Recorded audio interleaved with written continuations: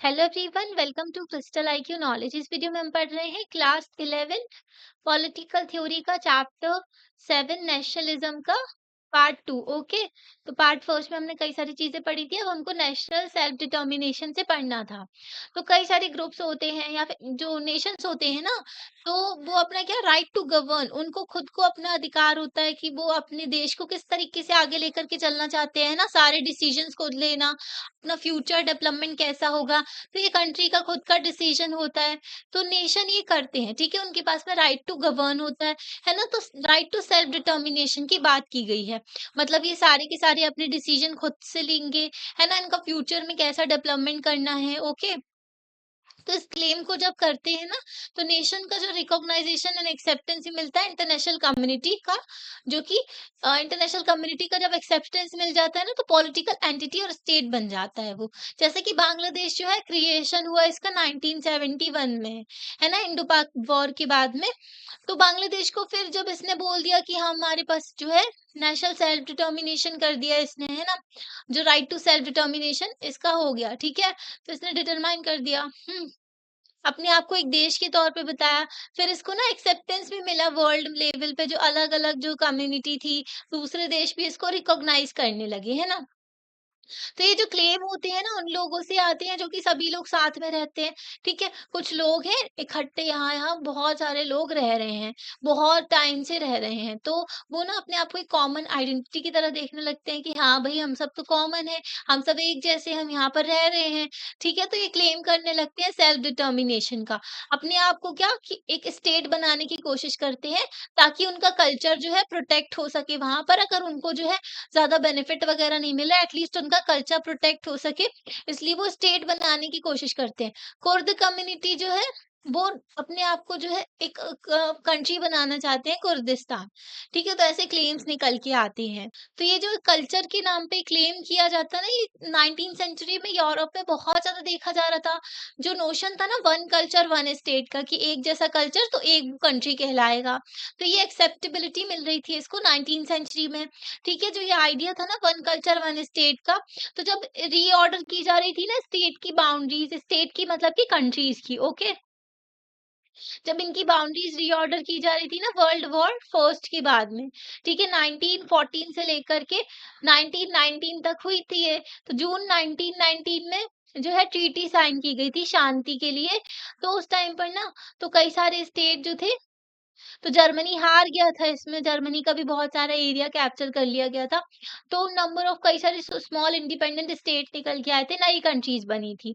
Okay, तो इतना impossible, ये इम्पॉसिबल था कि जो है सभी लोगों की डिमांड्स को सेटिस्फाई किया जाए। मतलब लोगों की डिमांड तो बहुत रहती है, सेल्फ डिटर्मिनेशन चाहते हैं वो, पर उनकी सारी डिमांड फुलफिल नहीं कर सकते। तो ये जो हो रहा था ना, रीऑर्गेनाइजेशन किया गया था स्टेट की बाउंड्रीज का, फिर से ड्रॉ की जा रही है, ये ऐसी कंट्री हो गई, ठीक है, ये इतनी हो गई। तो ऐसे ना दोबारा से रीड्रॉ की जा रही थी बाउंड्रीज। तो सेटिस्फाई कर रहे थे ये डिमांड जो है वन कल्चर वन स्टेट की। इसकी वजह से बहुत ज्यादा माइग्रेशन हुआ पॉपुलेशन का, ठीक है, बाउंड्रीज के अक्रॉस भी। मतलब कि लोग इधर से उधर मूव कर रहे थे।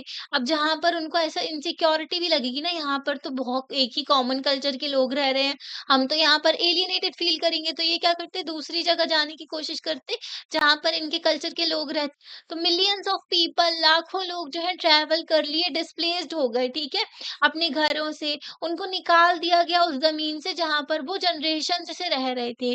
कई सारे विक्टिम्स बने कम्युनल वायलेंस के, रिलीजन या फिर एथनिसिटी या फिर रेस के नाम पर जो वॉयलेंस करते हैं ना, उसको कम्युनल वॉयलेंस कहते हैं, ठीक है। मतलब लड़ रहे हैं, भिड़ रहे हैं, कई लोग रिलीजन के नाम पे भी लड़ते हैं ना हमारे देश में, तो ऐसा होता है।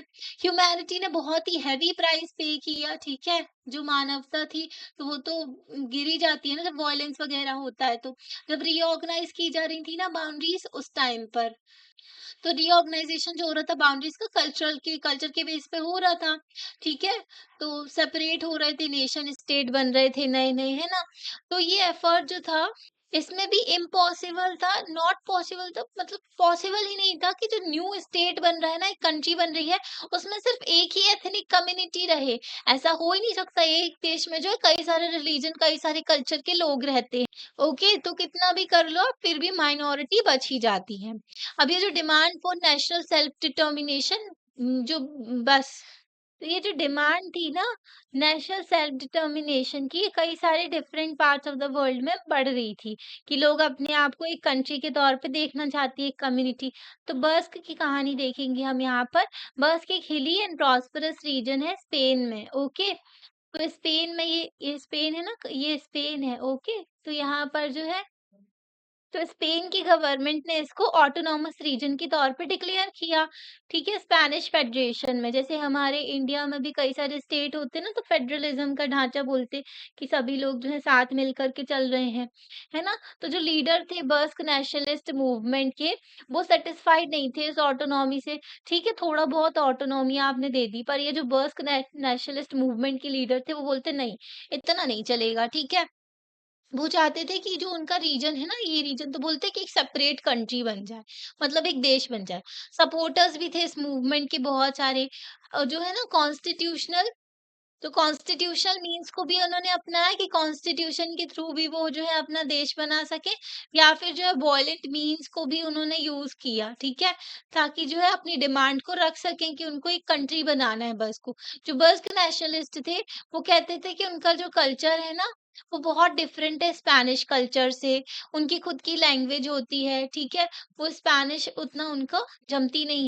ओनली वन थर्ड पीपल जो है बस्क में, वो अंडरस्टैंड करते हैं जो लैंग्वेज आज की, जो स्पेनिश बोली जाती है। हिली टेरेन है, मतलब जो पहाड़ी वाला इलाका है, तो बस्क रीजन जो है जोग्राफिकली एकदम अलग हो गया है रेस्ट ऑफ द स्पेन से। मतलब यहाँ पर पहाड़ होंगे, तो ये थोड़ा अलग हो गया रीजन, है ना।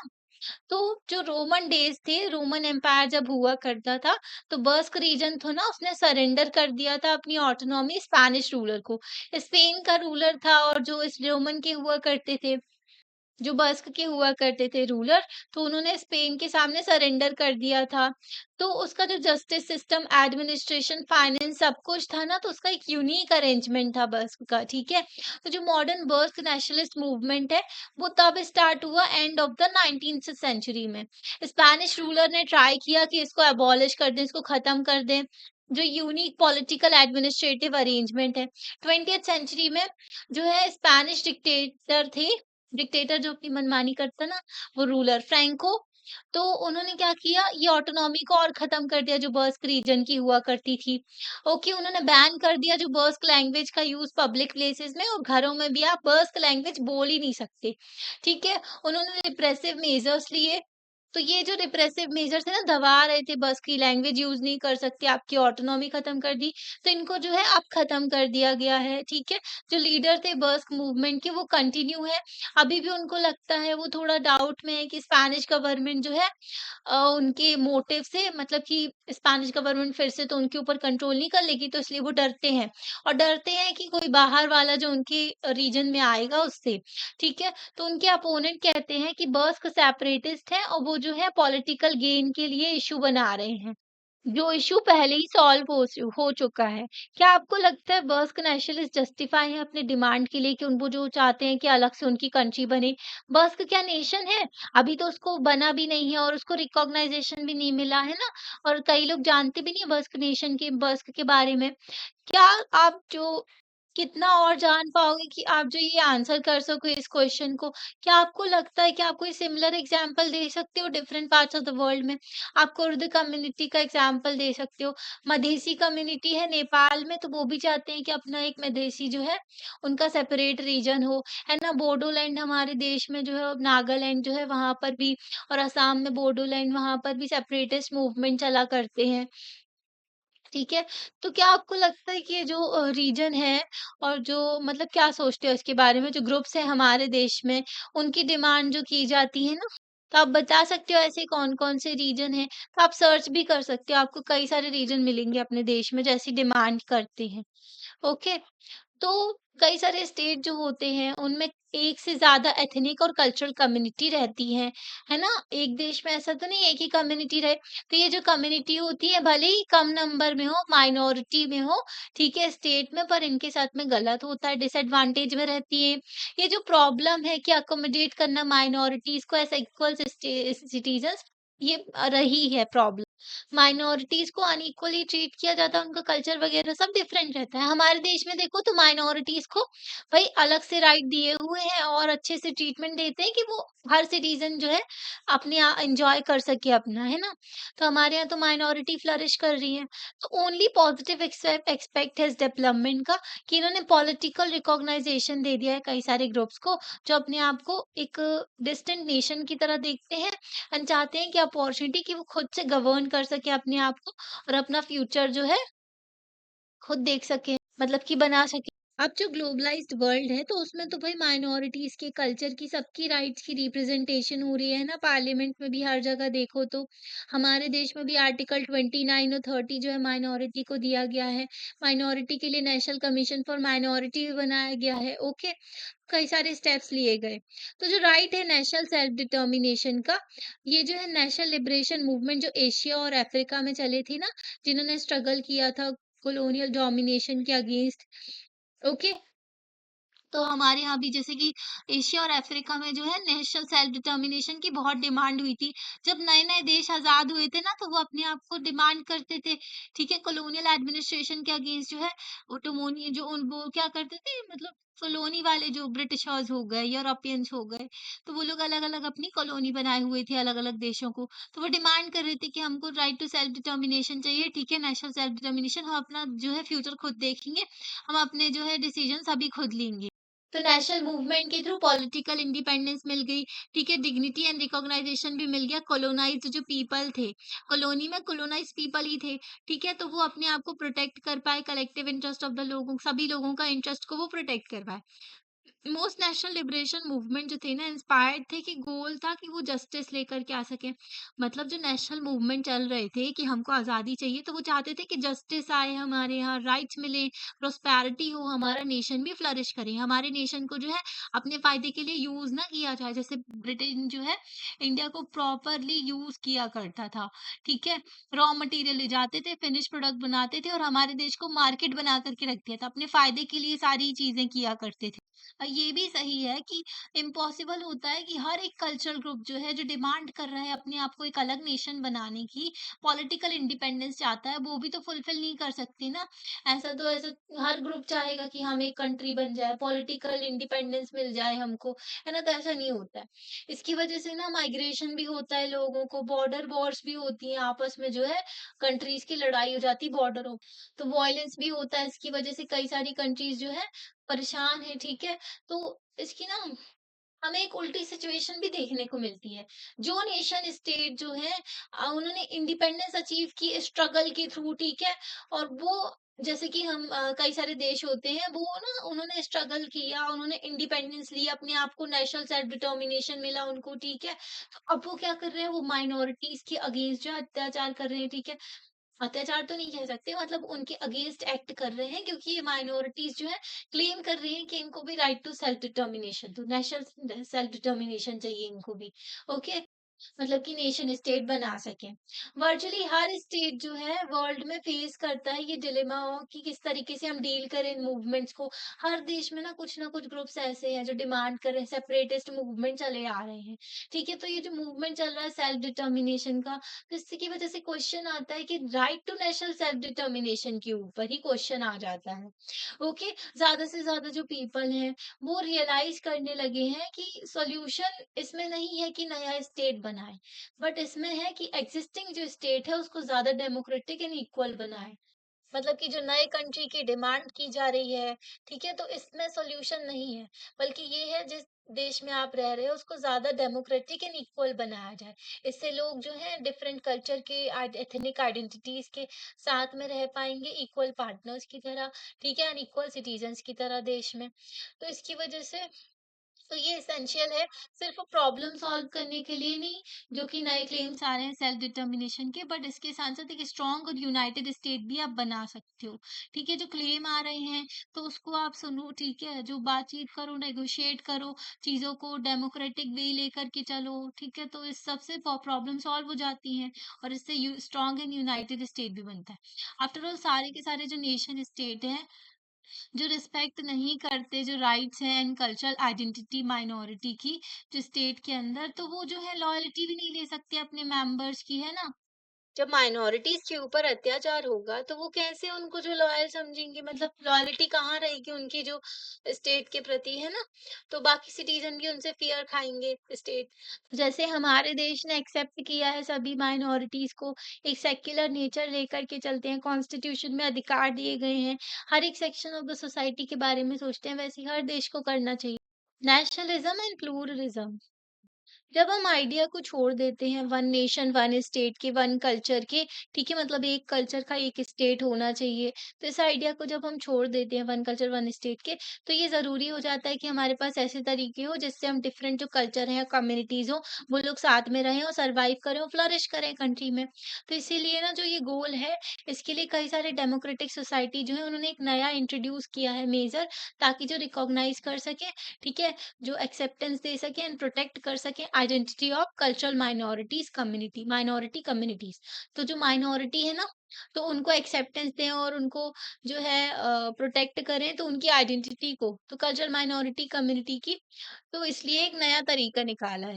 जैसे देखो, अभी हमने आपको अपने कॉन्स्टिट्यूशन के बारे में बताया था, तो इंडियन कॉन्स्टिट्यूशन ने एलैबोरेट किए हैं, कुछ प्रोविजंस दिए हुए हैं protection of religious, linguistic and cultural minorities के लिए, जो kind of group group rights दिए गए हैं, ठीक है, जो डिफरेंट कंट्रीज में, ओके, कई देशों में कई तरीके के राइट्स दिए गए हैं, कॉन्स्टिट्यूशनल प्रोटेक्शन दिया गया है लैंग्वेज को, कल्चर को, रिलीजन को, माइनॉरिटी ग्रुप्स के और उनके मेंबर्स के।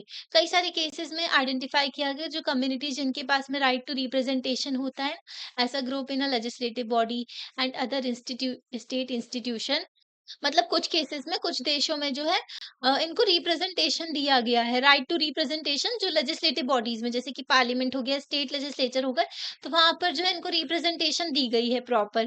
तो ऐसे राइट जो है ये जस्टिफाई किए जाते हैं किस ग्राउंड पे, इस ग्राउंड पे उनको सही कहा जाता है कि हम इक्वल ट्रीटमेंट भी प्रोवाइड कर रहे हैं एंड प्रोटेक्ट कर रहे हैं law for the members of these group. तो हम इन जो लोगों को इक्वल ट्रीटमेंट दे रहे हैं, इनको जो है कानून के थ्रू प्रोटेक्ट कर रहे हैं, इनकी कल्चरल आइडेंटिटी को प्रोटेक्ट कर रहे हैं इन ग्रुप्स की। ओके, तो डिफरेंट ग्रुप्स होते हैं, उनको रिकॉग्नाइजेशन किया गया as a part of the national community, उनको एक्सेप्टेंस दिया गया, है ना? तो इसका मतलब होता है नेशनल आइडेंटिटी जो है, उसको इंक्लूसिव बनाया हमने, है ना? इंक्लूसिव मैनर में, कि सभी लोगों को साथ में लेकर के चलना इंक्लूसिविटी कहलाती है। ओके, रिकॉग्नाइज किया एंड एक्सेप्ट किया यूनिक कंट्रीब्यूशन सारी कल्चरल कम्युनिटी का जो स्टेट में है, ठीक है?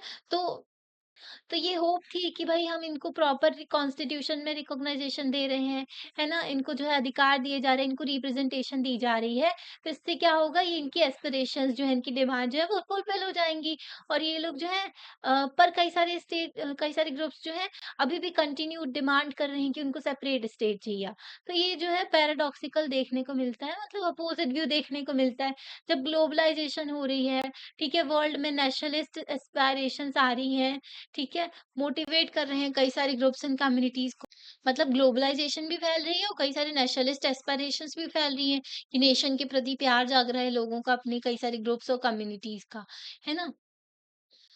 तो कंसीडर करके जो ये उदारता है और जो स्किल है कि ज़रूरी है कंट्री में कि डील कर सकें हम इन डिमांड्स को डेमोक्रेटिक मैनर। अगर हम सम अप करें तो जो नेशनल डिटर्मिनेशन का राइट है ना, ये इनको हम समझ सकते हैं right to independent statehood for nationality. जो अब ये राइट टू सेल्फ डिटर्मिनेशन की बात कर रहे हो ना, नेशनल सेल्फ डिटर्मिनेशन की, मतलब कि ये इंडिपेंडेंट स्टेटहुड चाहते हैं अपनी नेशनैलिटी का। ओके, मतलब अलग से कंट्री बनाना चाहते हैं। ठीक है, बट ये जो है ये इम्पॉसिबल भी है कि ग्रांट करना इंडिपेंडेंट स्टेटहुड हर एक ग्रुप को, जो कि ना अपने आप को एक डिस्टेंट कल्चर और ग्रुप मानता है, नेशन से अलग मानता है, तो ये अनडिजायरेबल भी होगा। ठीक है, हर किसी को जो है, हर ग्रुप है जो डिमांड कर रहा है, तो ऑलरेडी इतनी सी कंट्री बन जाएंगी फिर तो, है ना? तो छोटे छोटे स्टेट्स बन जाएंगे बहुत सारे, इकोनॉमिकली एंड पॉलिटिकल वाइबल भी नहीं रहेंगे। ठीक है? उतना फ़ायदा भी नहीं करेंगे, इकोनॉमी भी उनकी नहीं चल पाएगी, पॉलिटिकली भी उतना वो नहीं चल पाएँगे एंड मल्टीपल प्रॉब्लम्स देखने को मिलेगी माइनॉरिटीज़ के लिए। तो ये जो राइट है ना, इसको दोबारा से रीइंटरप्रिटेट किया गया, ठीक है? दोबारा से इसको मीनिंग जो इसका देखा गया कि ग्रांट करना सर्ट जो मतलब कि अब नेशनल सेल्फ डिटर्मिनेशन को इस तरीके से देख रहे हैं कि कुछ डेमोक्रेटिक राइट दे दी ना नेशनैलिटी में ही, मतलब स्टेट के अंदर ही, कंट्री के अंदर ही उनको कुछ स्पेशल राइट्स दे दो। जो वर्ल्ड है अभी, वर्ल्ड भी जो है अवेयर हो रहे हैं कि हम जो है डीपली अवेयर हो रहे हैं कि भाई रिकॉग्नाइजेशन करना है, रिकॉग्नाइज करना है, एक्सेप्ट करना है इन आइडेंटिटीज को। ठीक है, हम विटनेस कर रहे हैं, कई सारे स्ट्रगल देखने को मिल रहे हैं जो रिकॉग्नाइज कर रहे हैं ना ग्रुप एंड आइडेंटिटीज को कई तरीकों से।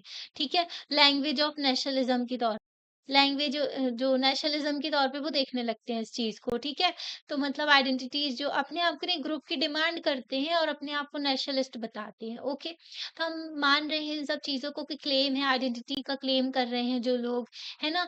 तो हमें केयरफुल रहना होगा, हम अलाउ नहीं कर सकते आइडेंटिटी क्लेम को इस तरीके से, मतलब कि इससे क्या होगा, डिवीज़न होगा, एक तो देश टूटेगा, ऊपर से वॉयलेंस वगैरह भी देखने को मिलेगा। हमें ये याद रखना है हर एक पर्सन जो है उसकी कई सारी आइडेंटिटीज़ होती है। फॉर एग्ज़ाम्पल अगर देखें तो पर्सन की एक आइडेंटिटी होती है, जेंडर हो गया, कास्ट हो गया, रिलीजन हो गया, लैंग्वेज हो गई, ठीक है, रीजन हो गया, किस रीजन से वो बिलॉन्ग करता है। आपकी भी कई सारी आइडेंटिटी होगी। पहले तो जेंडर की होगी, रिलीजन की होगी, कहाँ पर रहते हो, किस देश में रहते हो, कौन-सी जगह में रहते हो, ठीक है? तो उससे भी जाने जाते हो, है ना? तो कई सारी आइडेंटिटी होती है और हम उस हर चीज़ पे प्राउड फील करते हैं, है ना? तो जैसे-जैसे हर पर्सन जो है फ़ील करता है ही और शी जो है वो अपने जो हर एक इंसान जो है ना, चाहे मेल हो चाहे फीमेल हो, तो वो फ्रीली एक्सप्रेस कर सके अपने डिफरेंट डायमेंशंस, है ना? अपनी पर्सनैलिटी के। एक पर्सन जो होता है ना, एक ह्यूमन जो होता है वो मल्टी डायमेंशनल होता है। कई चीज़ों में महारथी भी हो सकता है वो, है ना? तो अपनी मल्टी डायमेंशनल पर्सनैलिटी को हम जो एक्सप्रेस कर सकें, है ना? और जब वो उनको फ्री रहेंगे ना, वो अच्छे से अपनी लाइफ में प्रोग्रेस करेंगे, तो ये फालतू चीज़ों में वो नहीं पड़ेंगे कि हमें जो क्लेम चाहिए स्टेट का, दूसरा स्टेट बनाना है, हमें पॉलिटिकल रिकॉग्नाइजेशन चाहिए, ठीक है, कंसेशन चाहिए, कंसेंसस सॉरी कंसेशंस चाहिए, मतलब बेनिफिट वगैरह गवर्नमेंट से अपनी आइडेंटिटी के लिए, तो इन सब चीज़ों पे वो नहीं पड़ेंगे।